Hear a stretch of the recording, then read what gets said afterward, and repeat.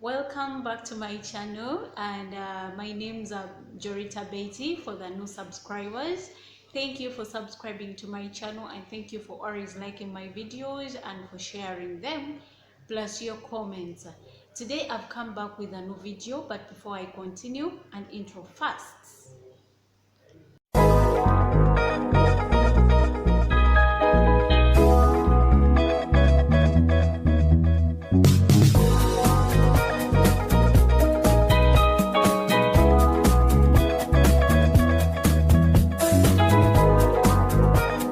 Now, my number one is always to be content with what you have.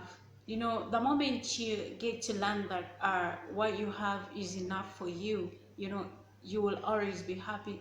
What makes most of the people to not be happy is because you find that they want to have what the other person has, forgetting that we are totally different. Like, we come from different backgrounds, we have different things, different passions, different gifts and all that. So the more you get content, like, what I have is not for me, trust me, you're going to be happy. Don't look at what the other one have, look at what you've got, and you find a way of using it and you'll be happy. Another point is, do what makes you holy. The moment you know that you're on the right track, as Christians we are supposed to be happy. Remember, our Father in heaven tells us, that is in Luke 12:31, that to seek his kingdom, to seek him first, and the rest of the things will be added on us. So what you're supposed to do, make sure you seek God, make sure you do things which are going to make you holy, and you'll be happy, because nothing will be haunting you. Every time you have something haunting you inside of you, and you're like, oh my gosh, I've sinned against God, I've betrayed God, I've done something which is wrong, it means you're not going to be happy. It means you're always going to be thinking a lot, which will make you not to be happy in this Christian life. Yeah. And another point is to live a full life. Yeah, you want to be happy in this Christian life, live a full life. If you feel like you're a person who loves traveling, oh, I'm part of those people. I love traveling. If you love traveling, do it full time. You can decide. If you're someone who works like me, you can decide that every month I have to go on a trip, like once in a while, or every after 3 months, or every after 6 months, or at the end of the year, depending on your income and your schedule, like how you do your things. Yeah, the more time you have, use it for such things which are going to make you happy. It might not be traveling, it might be sports, it might be something else. Whatever makes you happy, please do that, and trust me, you will live a full happy Christian life. Then also, my other point is to listen to good Christian music.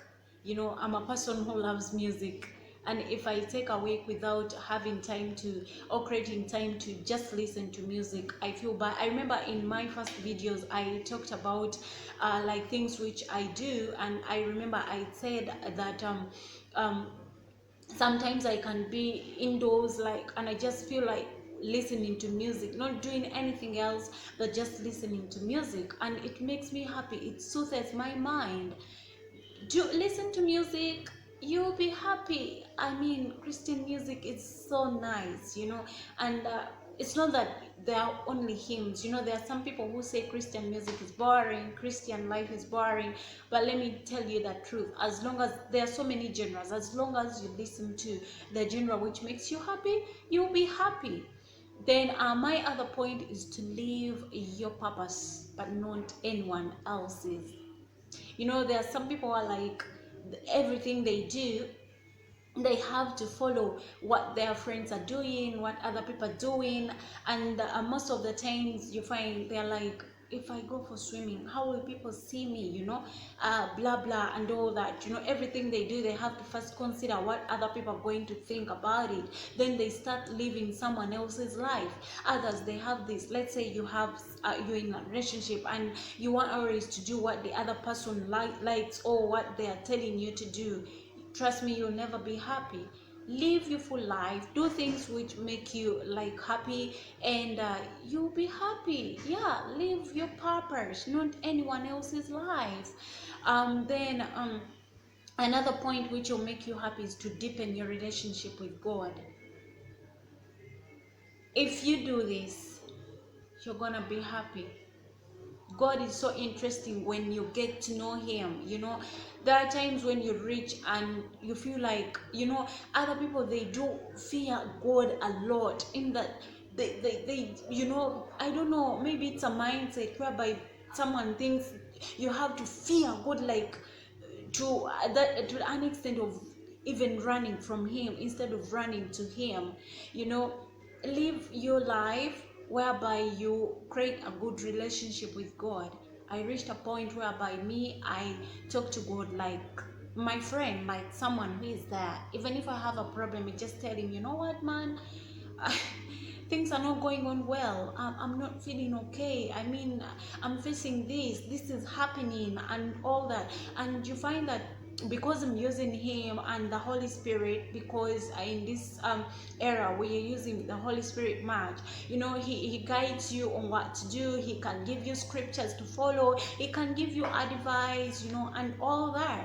So create a good relationship with God. Don't run away from him, run to him, ask for advice, ask him to control your mind and everything, and you're gonna be okay, because there is someone who is always there by your side. Then another point is to find your passion. Most of the people, when you ask them what's your passion, they don't know it. Why don't you find time, instead of finding other people's passion, or like finding out what other people like, just sit there and you learn yourself.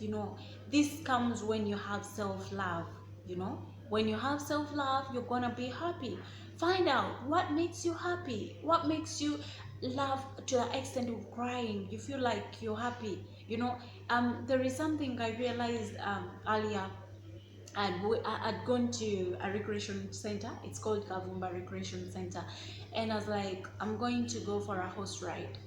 I went and I paid for a horse ride. The moment I sat on a horseback, I felt so happy. I feel like, oh my God, I'm on a horse, I'm riding a horse. It made me so damn happy, and I realized, oh my gosh, horse riding is one of my passions. And every time I get time, I'm like, let me go and do a horse ride anywhere in a country, and it makes me happy. So I just realized that. How did I realize that? Because I was like, let me find other new things, other new hobbies I've not been doing. And that's how I found out that horse riding is part of my passion. I did the zip lining. I think you remember when I said that I was doing a testing of how to start my YouTube channel, and I did a zip lining. It made me happy too. So find your passion, do it, go and enjoy. You're gonna live a happy, full Christian life. Then another thing is finding spending time with other Christians. I'm sorry. This one, how did I why did I put this as also something which can make you to live a happy life?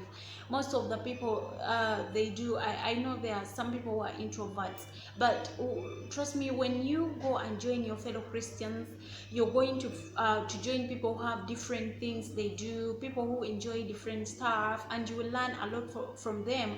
And you find that you're going to find people who enjoy the same stuff like you, people who match with you, and it's gonna make you happy at the end of the day. So you join other Christians. Maybe you find sometimes there are Christian concerts, or you go and there is maybe a family Sunday or a youth Sunday or anything whereby all Christians gather, and it's gonna make you happy because you're mingling with other Christians. It will make you happy, trust me. But the moment you're going to walk this journey alone as a Christian, it's going to be boring at the end of the day. Join your fellow Christians and do what you see what they do. Then my other point is practicing self-care. Other people, when they are Christians, they forget to take care of themselves. being a Christian, it doesn't mean you're going to start being shabby. I've seen people are like, I'm a Christian, and they start being shabby. They start being like, they start feeling like they can't do anything. Even if you're in full-time ministry, find time for yourself. You can go for a good massage, body massage, just to feel okay and to make yourself feel young again. You can go for a facial. You can go maybe and for a trip, or you can buy a nice clothes for yourself, or you can take yourself out. You decide to eat out or do anything which is going to make you happy, and trust me, you're not going to remain the same. My other point is to get involved in ministry. Ministry is something which is way too much big. It doesn't mean that when you're in ministry that you're going to do what, to just preach and all that. There are so many things you can do. You can decide to go on a mission. I know some people are busy, but maybe when in your leave, you can decide, in these 2 weeks I'm on my yearly leave, let me go for a mission. Or you can do a local community service, something like that. Or you can go for charity. You can go and play with the orphans in orphanage homes and all that. At the end of the day, you're going to feel like you're happy. First of all, you're helping out people, you're ministering, you're serving God. It's going to make you happy. And my last point, invest in yourself. If you're a single person, and if you have a family, also invest your family. Do something together. Maybe go for a trip or do something together. Maybe you can decide to give gifts to your family, or you can also give yourself a gift, or you can give yourself a treat. You can do a makeover for yourself or your room or anything. Just invest in you. Or you can decide even to go and learn something new. Go and learn a hobby. Go and learn a new short course, or maybe a cooking course, or anything. At the end of the day, it will make your life move on and not to be bored. So those are the points I had, and I'm really obliged that you people, you create time to listen to me, and I'm so thankful for that. But hey,